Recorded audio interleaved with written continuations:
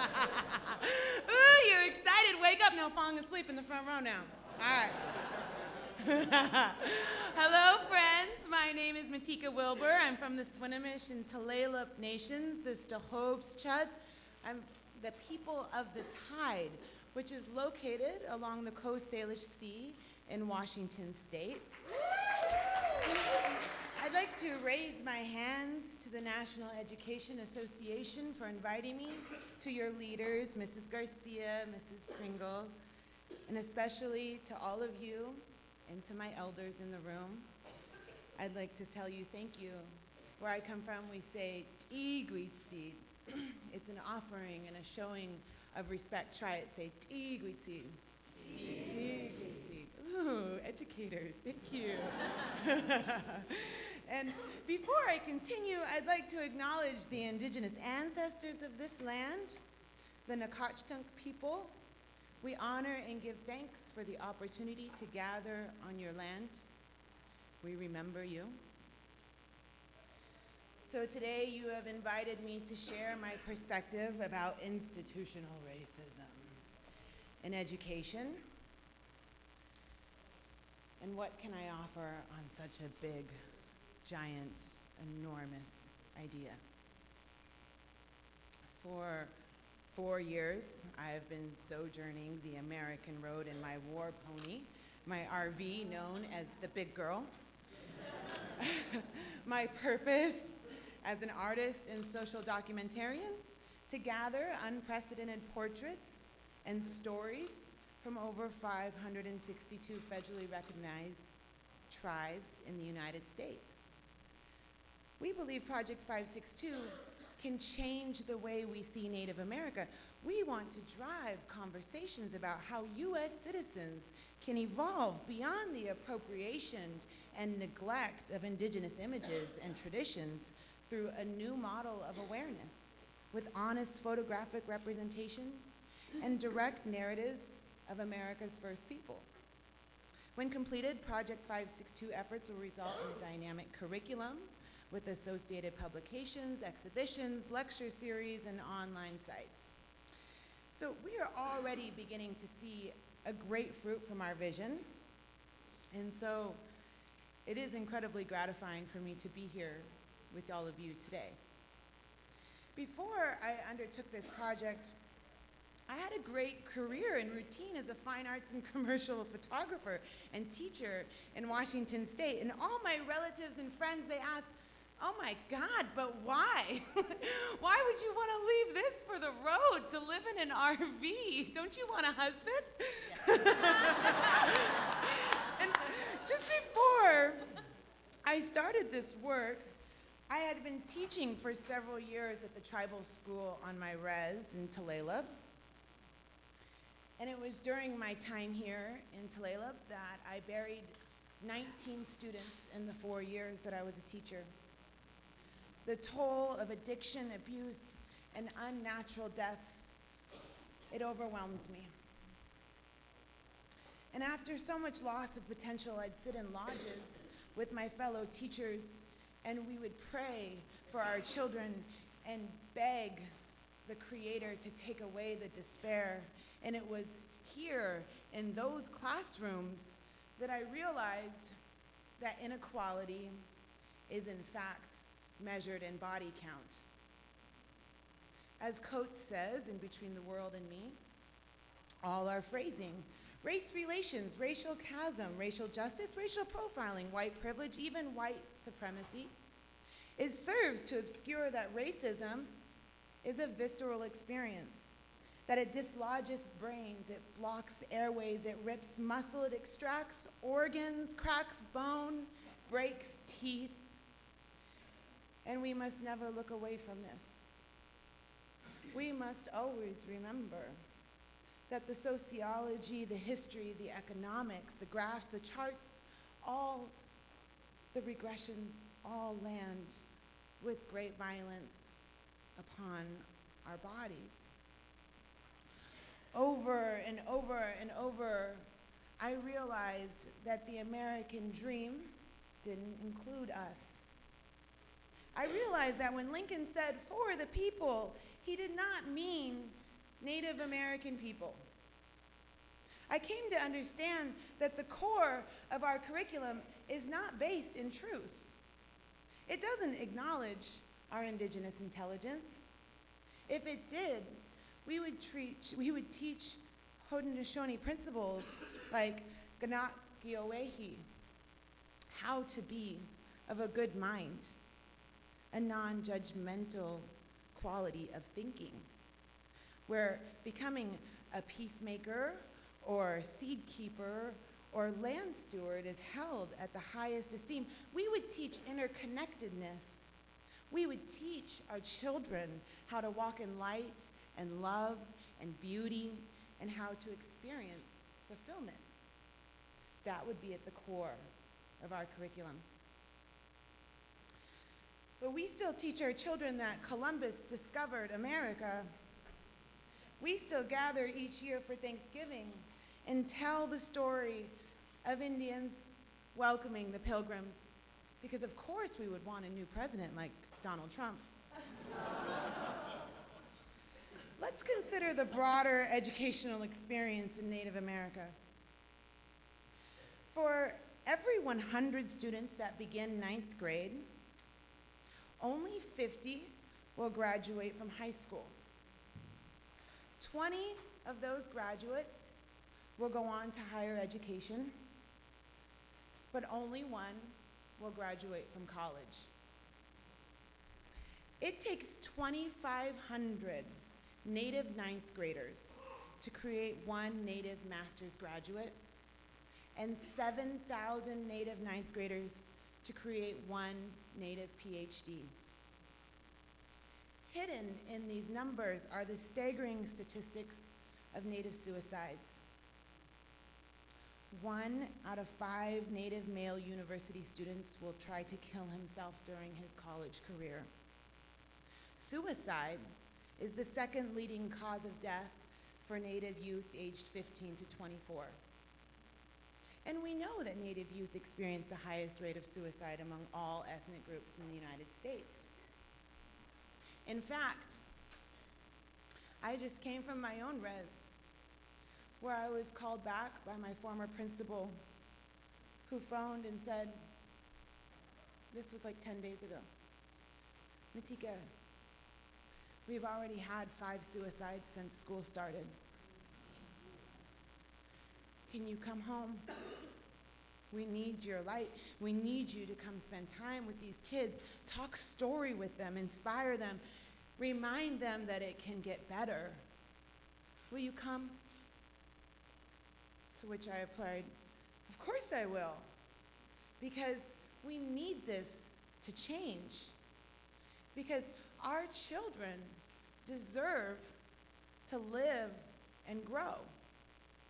And to do so, we need genuine, inspirational, Indigenous representation and Indigenous intelligence to overflow in our classrooms.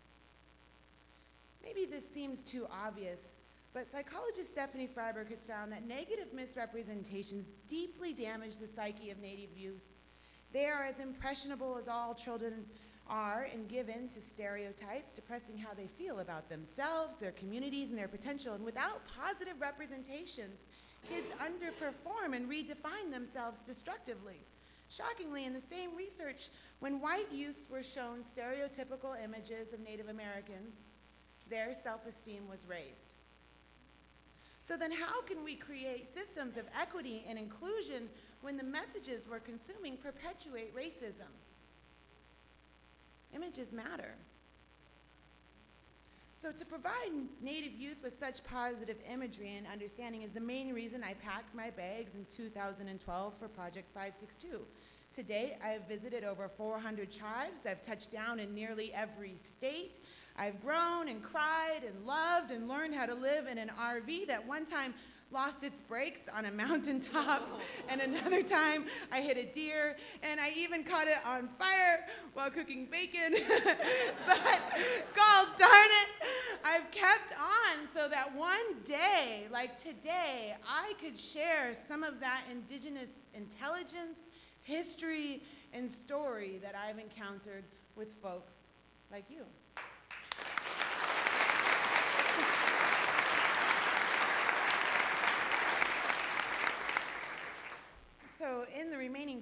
that we have together, let me share some fundamental lessons I have been given and that you may consider integrating into your understanding and practice as educators. Culture-based education and Western education deserve equal value and resources. This is a photo of Dr. Mary Evelyn Bellegarde. She's a retired professor of Indian education from the University of New Mexico. She has helped establish multiple charter schools focused on Indigenous education. She has raised funds to support thousands of Native students, and she is very passionate about training culturally competent teachers to work within Indigenous communities. She is well versed in the history of boarding schools and governmentally engineered education systems of assimilation. And during our conversation, she proposed a fundamental educational shift. She looked at me and said, "When are we going to stop asking our children to choose between cultural education and Western education?" I think we are ready to stop the assimilation process. The time to change is right now.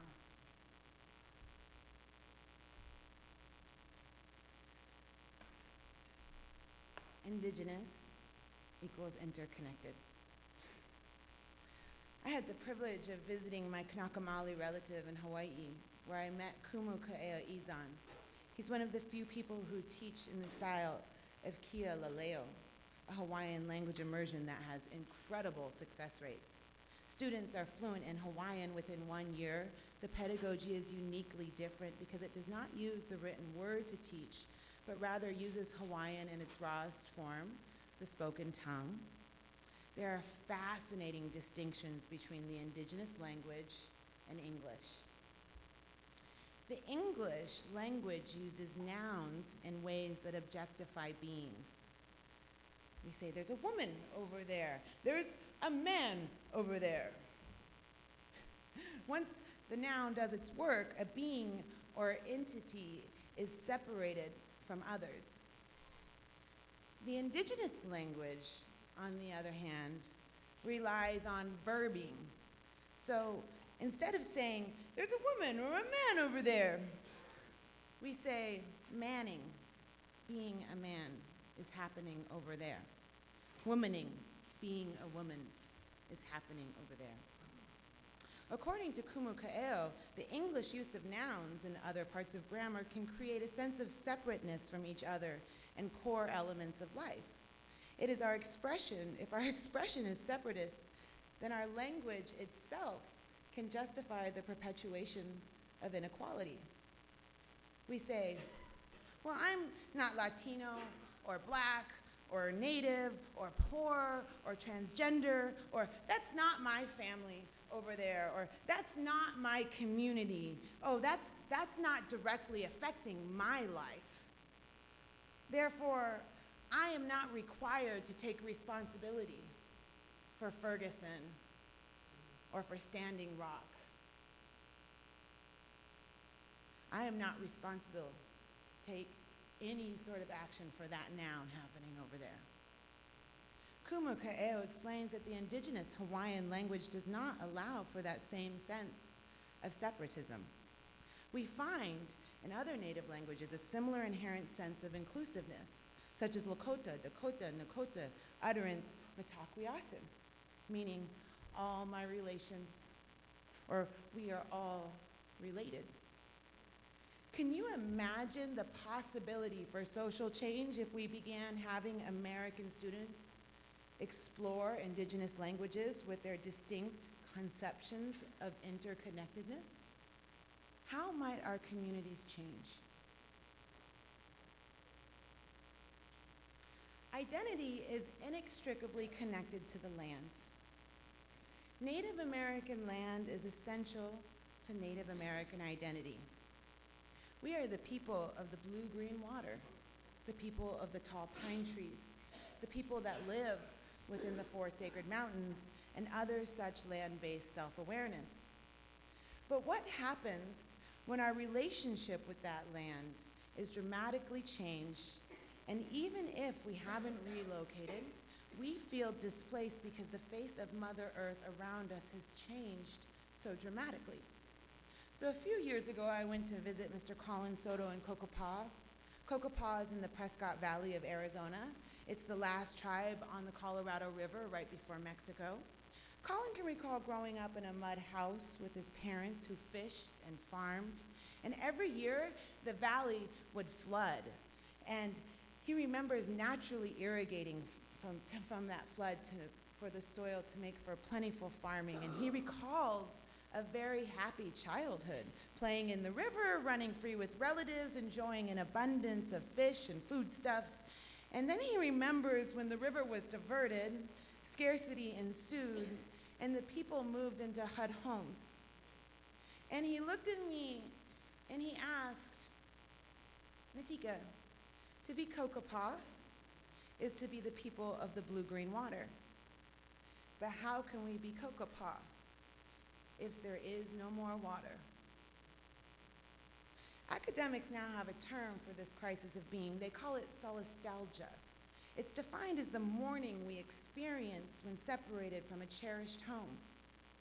And this is a more visceral and compelling environmentalism, which in most Western thinking and training focuses broadly non-preservation of natural resources, but overlooks people's core relationship with their specific sustaining ecologies. This is not surprising, given the related American idea of social mobility.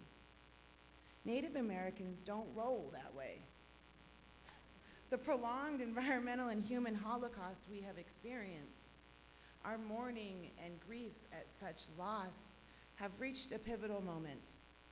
Native nations have taken an unprecedented stand together against the destruction of our homelands through the extraction and fouling of Mother Earth. Native people are at the forefront of almost every major environmental protection movement in the United States. In Navajo Nation, we see women protesting against fracking. In Minnesota, there was an intense indigenous resistance to the Keystone Pipeline. In the Pacific Northwest, indigenous people say shale no to the coal exports in the Salish Sea. In New Mexico, Apaches gathered to protect Oak Flats. In Florida, there was the indigenous advocacy to restore the Everglades.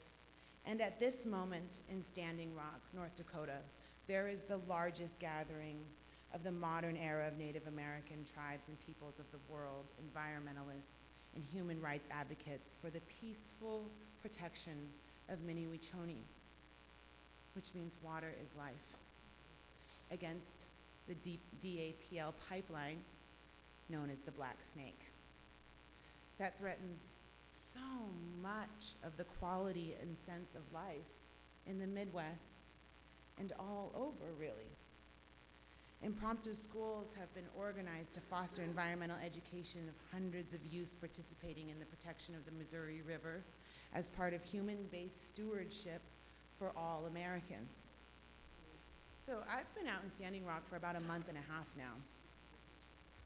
And I've been on the front lines where I stood next to Amy Goodman while I was pepper sprayed and bit by attack dogs for standing to protect something that was incredibly sacred to our people. I watched as Dakota Access Pipeline dug up the bones of their ancestors, and I stood there in prayer with Orville Looking Horse and thousands of other nations in tears, begging the Creator to bring people to join us. The ideas and energies there are extraordinary, especially of these young people learning purposefully to make change in environmental and other policy areas. What are the science, governmental, and humanistic principles of this ongoing curriculum? How can other youth nationally participate? Is there a need for educators to become more activist in general in order to update and innovate upon education that matters and compels? Much of what I have learned and can offer has been in my direct encounter with peoples and landscapes. These have been the most powerful teachers of my life. Is there potential academic benefit for students to intern in my model of encounter and immersion in Native American reality? Furthermore, can we learn to see through Indigenous eyes? So let me return to the issue of stereotypes before I wrap up. This is what happens when you Google African American. This is what do we see here, folks? I don't know how Donald Trump made it in there. He seems to sneak his way everywhere. He's like that sneaky buffalo that will not go away. I did this morning. But look, what we see is people of this era, right? We see people in suits, we see a bald-headed fellow, we see a family smiling. This is what happens here when we Google Asian American. We see American flags, we see people smiling. This is what happens when we Google Latino or Hispanic, same. And this is what happens when we Google Native American. These are the images that we see when we're represented in massive media. Take a look at the text at the top. Female, man, teenager, drunk. These are the common associated terms that people pair with Native American when they do the Google search. This is the ongoing algorithm. This is real time. And this is the experience that our children are having. Native American stereotypes are ingrained in the fabric of our country as historical people, as tribal and inferior, and most contemporary depictions of Native Americans include the noble savage, redskins, spiritual beings, creatures fit for mascots. I propose we use these images instead. Think proud, incredible, yes, Indian. Think Swinomish, Anishinaabe.